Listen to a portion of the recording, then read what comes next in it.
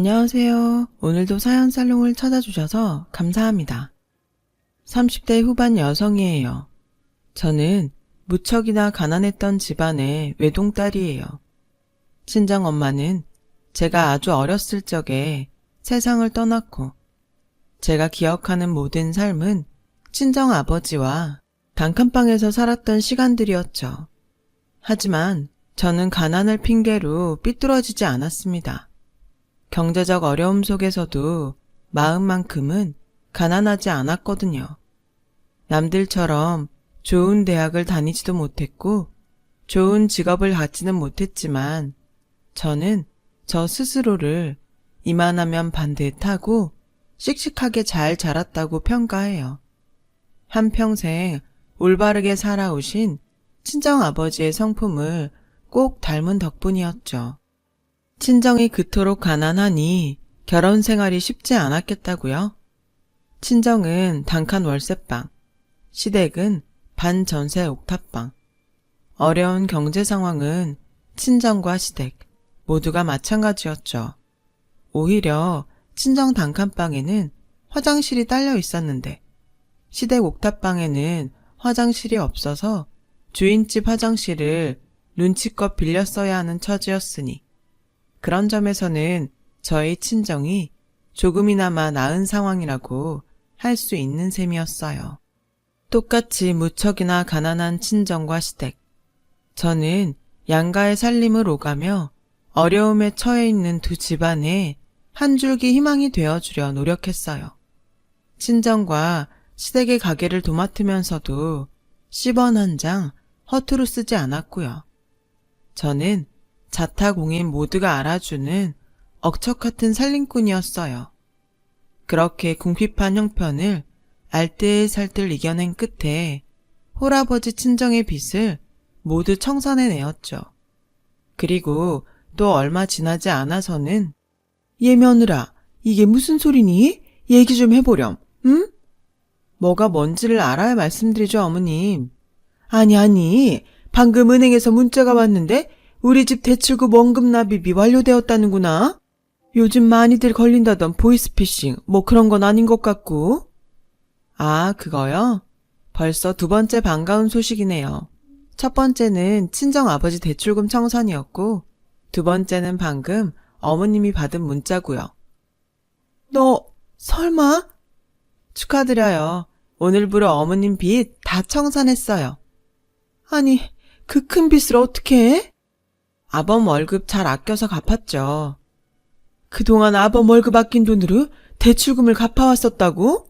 그 얼마 안 되는 월급으로? 네, 뭐 덕분에 어머님이 고생이 많기는 하셨죠. 알뜰해도 너무 알뜰한 며느리 때문에 적잖이 속 썩었을 테니까요. 아우, 너도 참 무슨 말을 그렇게 한다니, 사람 서운하게. 네? 알뜰한 며느리 두었다고 속 썩은 적 없어. 오히려 가난한 집에 시집와서 고생만 시키는 것 같아서 너와 사돈에게 늘 미안하고 죄스러운 마음이었지. 대출 갚아준 것도 그래. 네가 엄한 식구들 괴롭혀가면서까지 돈 아낀 것도 아니고 식구들이 부족함 느끼지 않도록 살림살이 잘해 나가면서도 대출까지 갚아놓았으니 되려 고마워해야 할 일 아니겠어? 그랬어요. 저는 알뜰살뜰 억척같이 살림을 한 덕에 시모의 빚까지 모두 갚아내었죠. 덕분에 저를 향한 시모의 무한한 사랑은 몸둘 바를 모를 만큼이나 극진했고 저와 시모는 양가 똑같이 어려운 처지였기에 가난의 고충을 서로 의지해가면서 무척이나 행복한 날들을 보냈어요. 이때까지만 해도 참 바람직하고 훈훈한 결혼 생활이었죠. 그러던 어느 날 마냥 행복할 것만 같은 저의 일상을 뒤흔드는 사건이 벌어지고야 말았어요. 친정아버지가 고향 친구이자 주식쟁이 지인으로부터 대박이라는 주식 정보를 듣게 되면서부터 시작된 사건이었어요. 어느 중소기업이 대기업과 합병을 앞두고 있으니 그 중소기업의 주식을 사둔다면 어마어마한 시세 차익을 거두어 떼부자가 될 수 있다는 주식 정보였어요. 제가 듣기에도 한번 도전해 볼 만하다 싶은 조건이었죠. 당시 해당 중소기업의 주식 가격은 아주 헐값이었거든요. 솔직히 고백하자면 그 주식 정보를 들은 저와 친정아버지는 흔들렸어요. 돈이라는 게 이렇게 쉽게 벌어지기도 하고 이렇게 쉽게 부자가 될 수도 있는 거구나 싶었으니까요. 하지만 돈이라면 매사 신중한 타입이기도 했고 어찌 보면 그런 일을 벌일 성격들이 못 되었던 것 같기도 합니다. 섣불리 주식 투자 결정을 내리지는 못했고 그렇게 며칠을 각자 고민만 깊어가던 저와 친정아버지는 마침내 의기투합했죠. 아빠, 있잖아. 나 그냥 솔직히 말해도 되나? 아무렴, 아빠잖니. 가족끼리 털어놓지 못할 고민이 세상 어디 있다고. 일전에 얘기했던 그 대박 주식 있잖아. 대기업 합병 예정이라던 중소기업? 지금 있는 우리 재산 탈탈 털어서 그 주식 사놓으면 정말 쉽게 아주 큰 부자가 될 수 있을 것 같아. 그건 그렇지. 아빠도 같은 생각이야. 사실 부모된 입장에서 하나밖에 없는 딸인 네가 고생만 하면서 사는 것 같아 늘 미안하기도 했고. 만약 우리가 그 주식을 사면 얼마나 큰 부자가 될 수 있을까? 번듯한 집도 사고 여차하면 좋은 차도 한 대 뽑아버리고 평생을 남부러울 일 없이 더는 고생할 일도 없이 풍족하게 살 수 있겠지? 괜찮긴 하네요. 친정아버지 풍족하게 모시고 싶지 않은 딸은 아마 이 세상에 없는 법이라잖아.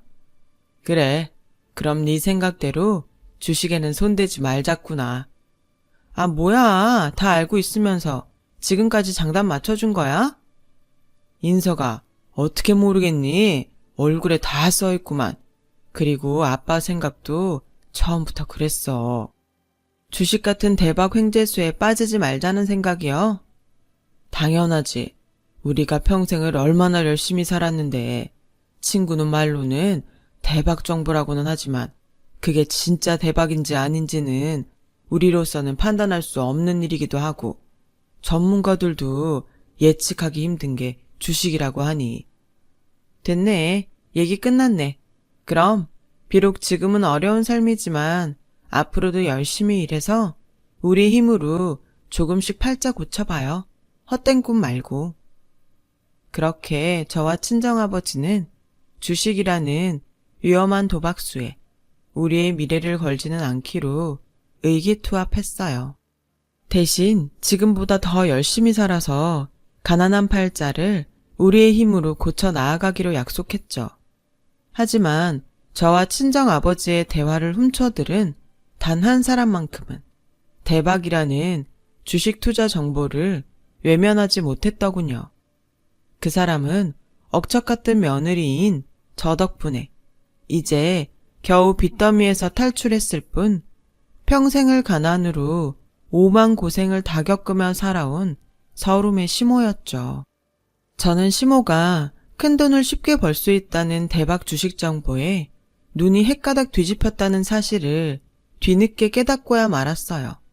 아니 글쎄 제가 알뜰살뜰 모아둔 시댁 재산 그리고 반전세 보증금까지 탈탈 턴 것도 모자라서 시모 본인의 형제들에게 돈까지 꾸어가며 대박인지 아닌지 확실치도 않은 주식을 몽땅 사버렸다는 게 아니겠어요.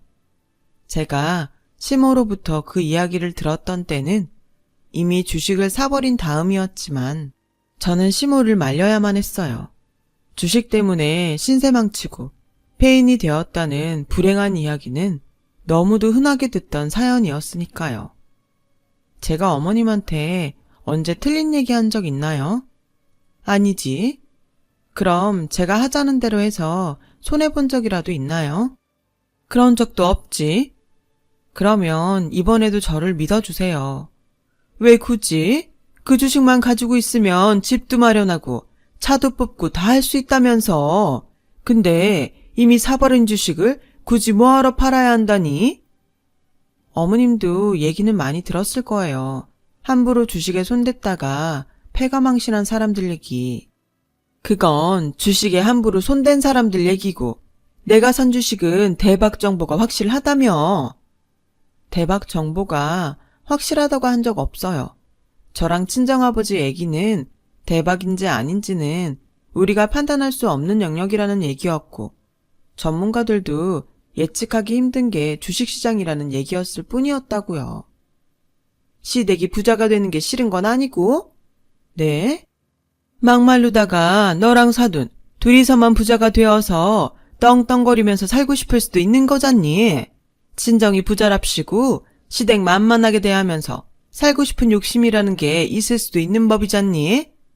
어머님, 까놓고 지금 네 행동은 그렇게밖에 보이지를 않는구나. 제가 왜 그런 생각을 해요. 그런 생각을 하면서 사는 며느리가 온갖 고생을 혼자 다 해가면서 시댁 빚까지 갚아놓아요? 아니잖아요. 제가 어머님한테 몹쓸 며느리는 아니었잖아요. 제발요 어머님. 저 지금 어머님 걱정되어서 이러는 거예요. 주식판에 저희 같은 일반인들이 끼어들기에는 너무 위험하니까 이러는 거라고요. 그니까 지금이라도 주식에 넣어둔 돈을 회수하세요. 손해보는 주식거래 수수료만큼은 제가 내드릴 테니까요. 네? 일 없다. 이놈의 가난쟁이 팔자 지긋지긋해. 이번 기회에 나도 남들처럼 팔자 한번 고쳐보련다. 이후로도 같은 실랑이가 매일 반복되었어요. 제가 애원의 부탁에 아무리 애를 써보아도 시모는 저의 말을 귓등으로도 듣지 않은 채로 고집을 부려댔죠. 그러는 사이 시간은 자꾸만 흘러갔고 그럴수록 저의 마음은 더 급해졌어요. 주식이라는 게 원래 언제 터질지 모르는 폭탄 같은 거잖아요. 그 폭탄이 터져서 시모가 산 주식이 더 수직 하락해서 시댁이 패가 망신하기 전에 어떻게든 주식을 팔도록 시모를 설득해야만 했어요. 그러다 결국 시모의 주식이 대박이 나버렸어요. 시모가 주식 투자로 얼마를 벌었는지 저로서는 정확히 알 수는 없는 일이었어요. 결혼 직후부터 쭉 제가 도맡아 관리하고 있던 시댁의 모든 통장들을 주식 투자에 관련한 불화를 겪으면서 시모에게 전부 빼앗겨버린 탓이었죠. 단 한 가지 제가 확실히 알 수 있었던 사실은 불과 몇 달 사이에 시모의 세상이 천지개벽을 이루었다는 것이었어요. 화장실도 없어서 눈칫밥 먹어가며 주인집 화장실을 빌려 써야만 했던 반전세 옥탑방에 살던 사람. 평생을 오만 고생을 다해오다가 며느리 덕분에 이제 겨우 은행 빚에서 탈출했던 처지. 그랬던 시모가 주식으로 번 돈으로 목 좋은 상권에 자리한 상가 건물주가 되었으니 그야말로 천지개벽이라는 말이 딱 걸맞을 만한 일이었죠. 순식간에 상가 건물주, 부자가 된 시모의 얼굴에서는 웃음이 떠날 날이 없었어요.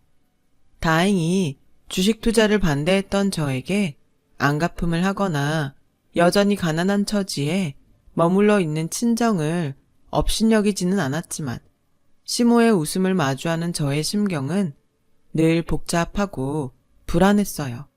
시모가 부자가 된 일이야 참 잘된 일이죠. 주식이 대박이 났으니 안도하는 마음도 들었고 당연히 진심으로 기뻤죠. 하지만 시모의 주식 투자가 대박일지도 모른다는 단편적인 정보 하나만으로 도전했던 일종의 묻지마 투자였기에 불안했어요. 행여 시모가 주식에 자신감을 얻은 나머지 묻지마 주식 투자를 이어간다면 주식 때문에 패가망신하는 신세가 되지 말라는 법도 없었거든요. 그래서 저는 시모에게 신신당부했어요. 진심으로 축하하고 기쁜 일이에요, 어머님. 만족하시고 이제 주식 안 하셨으면 좋겠어요. 아니, 이 좋은 걸 왜? 지금 어쩌다 한 번일 테니까요. 어머님이 이번에 한 주식 투자는 일종의 묻지마 투자였잖아요. 그 중소기업이 대기업과 합병한다는 정보가 진짜인지 아닌지 제대로 검토도 하지 않은 채로 대박일지도 모른다는 얘기 한마디에 혹해서 시작했던 묻지마 투자요. 하긴 그건 그랬지. 의외로 순순히 인정하는 시모의 태도에 저는 한번 놀랐고 이어지는 시모의 약속에 저는 또 한 번 놀라고야 말았어요. 네가 무슨 말 하는지 잘 알겠어. 근데 너무 걱정은 말렴. 나도 더는 주식을 거들떠 보지도 않을 생각이야. 이번에는 어쩌다 운 좋게 성공했다지만 다음에도 지금처럼 운 좋으라는 법은 없다는 걸 나도 잘 알고 있거든. 뭐 지금 매달 들어오는 상가 월세로도 예전 팔자보단 훨씬 풍족해진 만큼 더 부릴 욕심도 없지 싶고. 저는 그제야 진정 안도했어요. 주식 투자를 두고 시모와 불화를 빚었던 다소간의 소란은 있었지만 시모의 주식도 대박이 났겠다. 더는 주식에 손대지 않겠다는 약속까지 받았겠다. 이만하면 아주 해피엔딩인 셈이었죠. 이후로 한동안 시모는 주식에 완전히 관심을 끄는 사람처럼 보였어요. TV 뉴스에서 주식 이야기만 나오면 질색하며 채널을 돌려버릴 정도였으니까요. 그러는 한편으로 예전에 좋았던 시모의 모습으로 돌아왔구나 싶었어요. 시모가 친정아버지에게 보답을 해주겠다며 나서주었거든요. 주식 관련해서 저와 친정아버지에게 은혜를 입었고 어렵게 사는 친정아버지를 외면할 수도 없다는 이유에서였죠. 이에 저는 처음엔 시모가 친정아버지에게 상가에 장사자리를 하나 내어주려나 싶었지만 시모가 해준다던 보답은 저의 친정아버지를 상가 경비원으로 고용하는 것이었어요. 친정아버지와 저는 좋게 바라보려고 했어요. 직업에는 귀천이 없잖아요.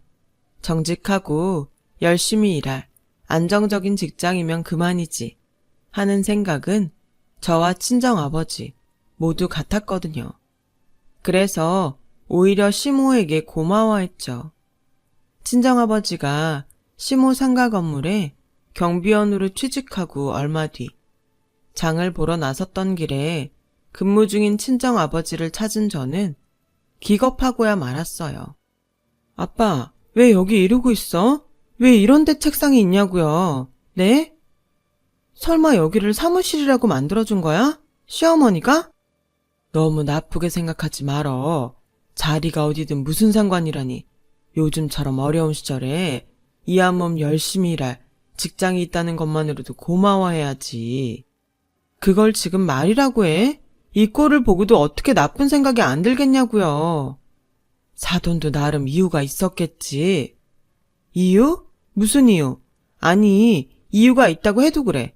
어떻게 사람을 이런 데다가 책상 하나 가져다 놓으면 사무실이 되는 거야? 청소도구랑 분리수거 쓰레기들로 가득 차 있는 거 뻔히 보이는데? 이건 누가 봐도 그냥 창고잖아. 그랬어요.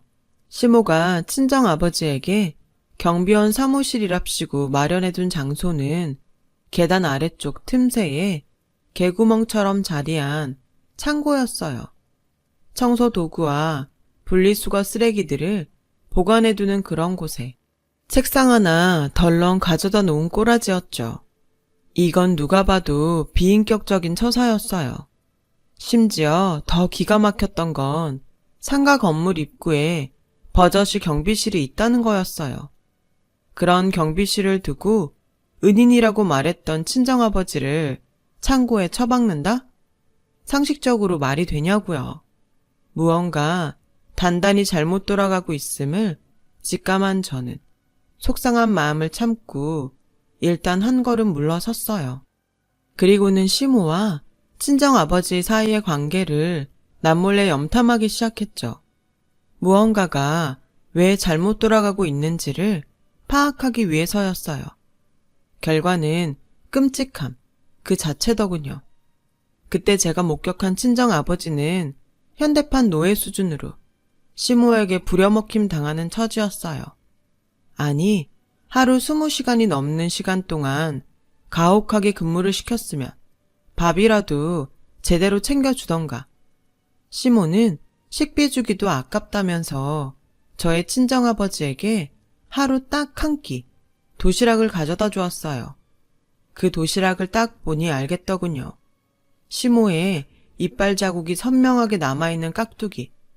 그건 분명 시댁 식구들이 먹다 남긴 음식이라는 증거였고, 굳이 깍두기가 아니어도 시댁 살림을 하는 제가 그걸 몰라볼 리가 없잖아요. 친정아버지를 대하는 시모의 태도도 그랬어요. 손짓 턱짓으로 업무 지시를 한다고 해도 예의 없다고 욕이나 먹을 판에 시모가 친정아버지에게 업무를 지시하는 방식은 발짓.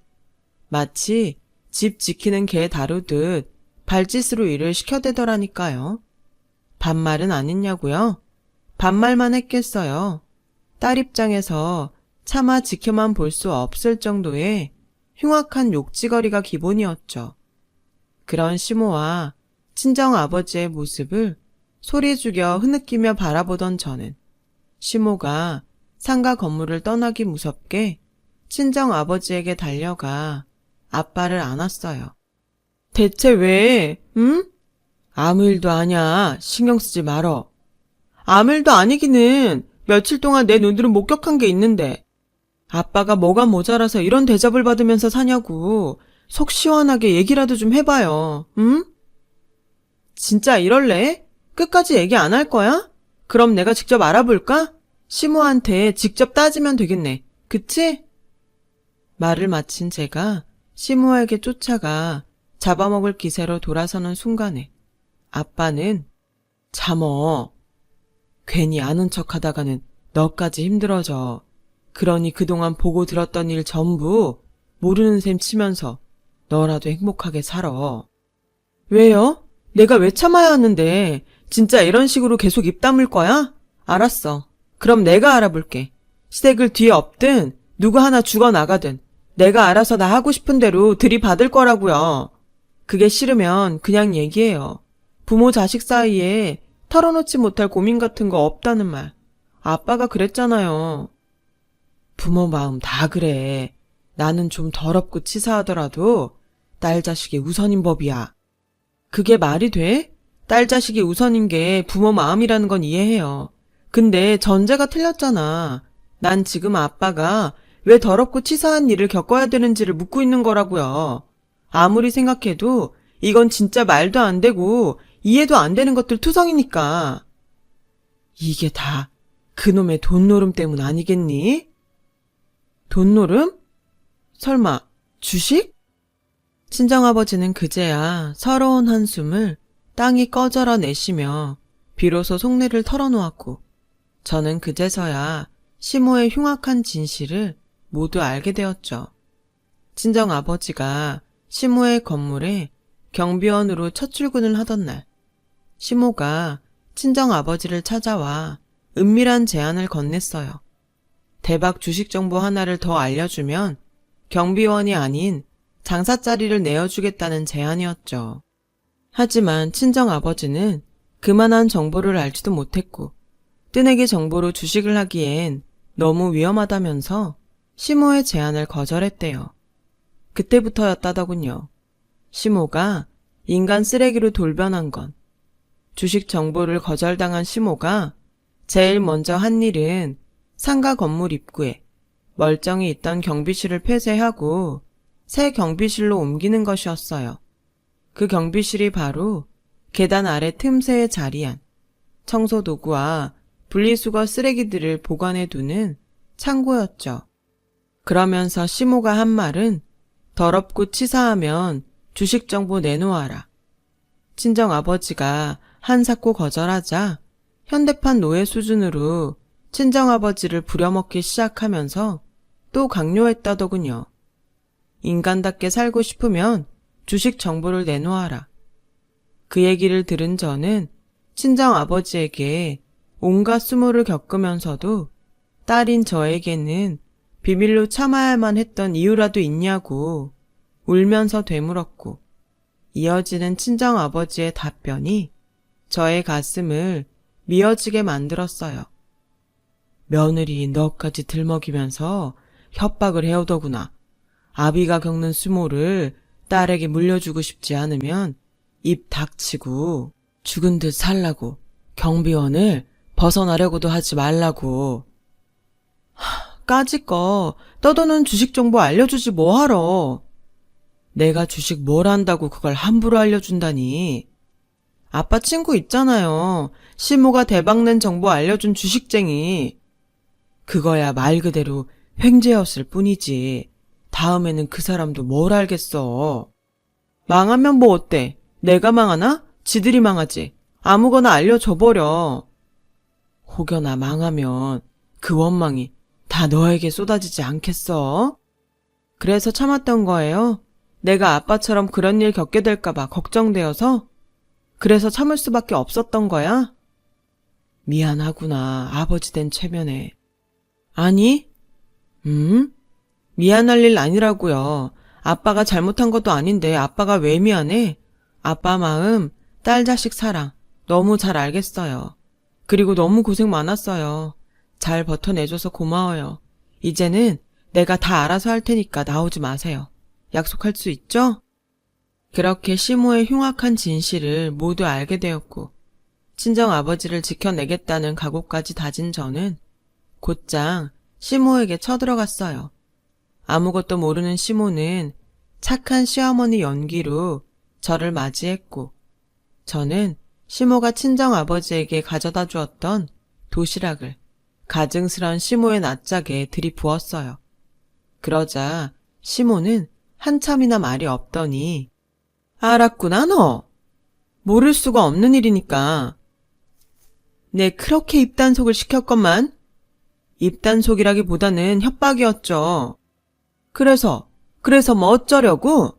니까 것들처럼 가난한 신세들이 돈 있는 나한테 뭐 복수할 방법이라도 있다든? 복수? 그런 걸 왜 굳이 내 손으로 해야만 하는데? 당신 같은 쓰레기는 하늘이 알아서 천벌을 내리게 되어 있는 법인데 내가 왜 굳이? 그 나이 처먹고 뭘 제대로 배우지도 못한 모양인데. 하긴 앞으로 살면서 다 증명되겠지. 앞으로 안 보고 살겠다? 일단 물어보고 이혼 소송까지 해야 하는지 아니면 이대로 돌아서서 가버리면 끝일지. 시모에게 톡 쏘아붙인 저는 휘둥그레진 눈으로 영문을 몰라 하던 남편에게 돌아섰어요. 그리고는 시모의 흉악한 진실을 남편에게 들려주었어요. 그러자 남편은 엄마가 잘못했네. 사람이 사람한테 그러면 안 되는 거잖아.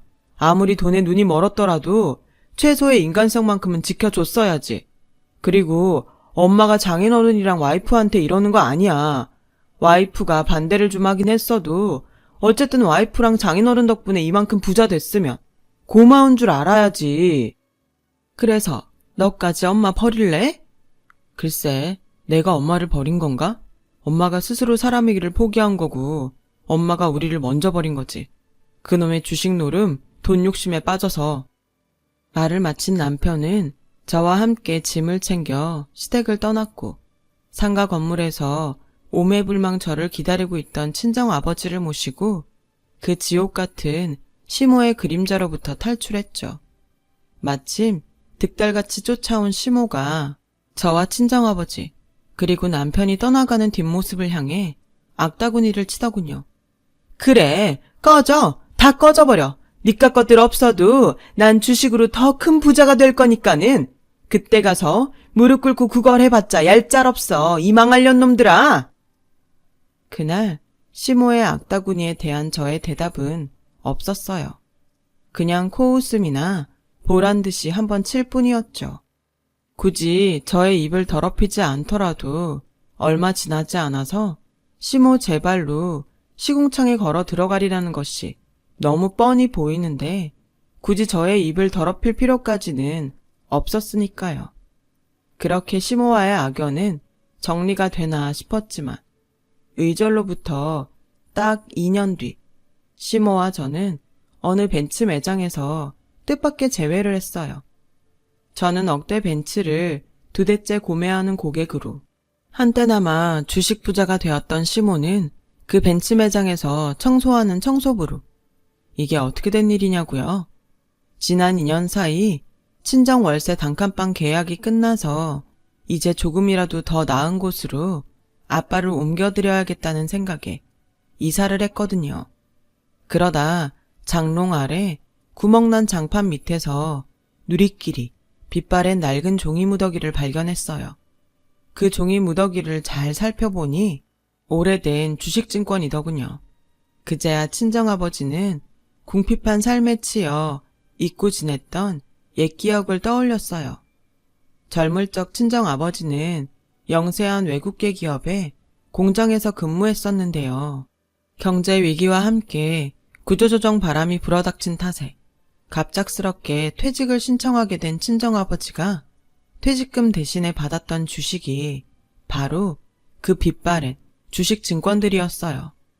당시만 해도 그 회사가 언제 망할지 몰랐던 탓에 주식증권은 휴지 조각이나 다름없는 상황이었고, 이에 친정아버지는 억울한 마음에 사로잡혀 허송세월하느니 차라리 다 잊고 살자 다짐하며 그 주식증권들을 장판 밑에 묻어둔 채로 잊고 살았던 거죠. 그렇게 20여년을 잊고 사는 동안 친정아버지에게 퇴직금 대신 주식을 주었던 외국계 회사는 큰 기업이 되었고, 장판 밑에 묵혀둔 채로 잊고 살았던 주식의 값어치는 천문학적인 금액으로 불어났던 거였어요. 그렇게 저희 식구들은 전혀 기대도 하지 않고 살았던 수십억 부자가 되었던 거고요. 그럼 시모는 어떻게 된 거냐고요? 묻지마 주식 투자의 결과야 뻔하죠. 결국 탐욕에 잠식당해버린 시모는 말도 안 되는 묻지마 투자를 거듭하다가 전부 실패해버린 끝에 상가 건물까지 모두 날려먹은 알거지 신세가 되어버렸어요. 구차한 생계나마 이어가기 위해 벤츠 매장 청소부로 일하다가 저와 마주쳤던 거죠. 짧은 시간에 거지와 부자 신세가 뒤바뀐 채로요. 심지어 눈에 빤히 보이는 신세 역전에도 불구하고 현실을 받아들이지 못하고 있는 시모의 태도가 너무 분명하게 느껴졌어요. 니깟 것들이 돈이 어디서 났다고 벤츠니 벤츠는. 실례합니다만 아줌마. 뭐? 아줌마? 아줌마라는 소리가 억울하면 저쪽으로 가세요. 기가 막혀서 정말. 말 가려서 할래요?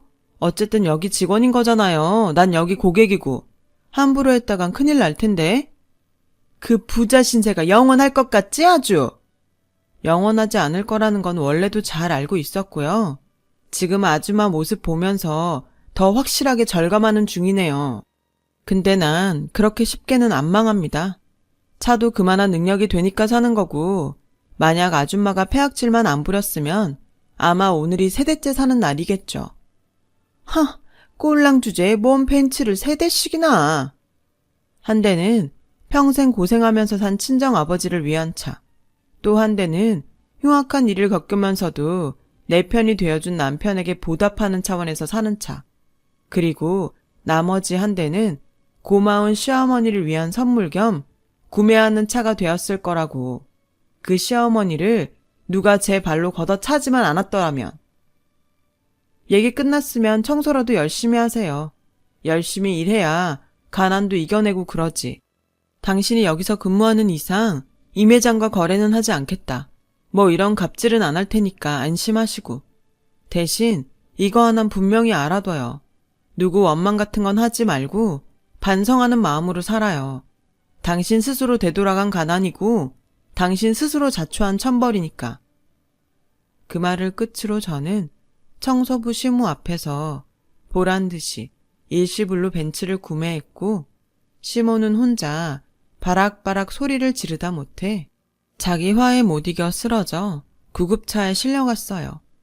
이후 들리는 얘기로는 고객에게 욕지거리를 해댄 책임을 물어서 청소부 자리나마 해고를 당했다나 뭐라나요. 이 또한 몹쓸 심정에 대한 천벌인 셈이겠죠. 그렇게 지금 시모와의 모든 악연을 통쾌하게 끊어낸 저는 친정아버지를 잘 모시며 살고 있어요. 남편도 전혀 부족함 없이 좋은 남편이고요. 이번 일들로 보고 배우고 느낀 점도 많고 알뜰살뜰 다부지게 살아가려고 합니다. 모두들 이런 때 정말 좋은 일들만 가득가득 일어나셔서 행복하셨으면 좋겠고 다들 부자 되세요. 여러분, 사연 댓글에 응원과 현명한 조언 부탁드려요. 좋아요와 구독은 저에게 큰 힘이 됩니다. 오늘도 좋은 일 가득하세요.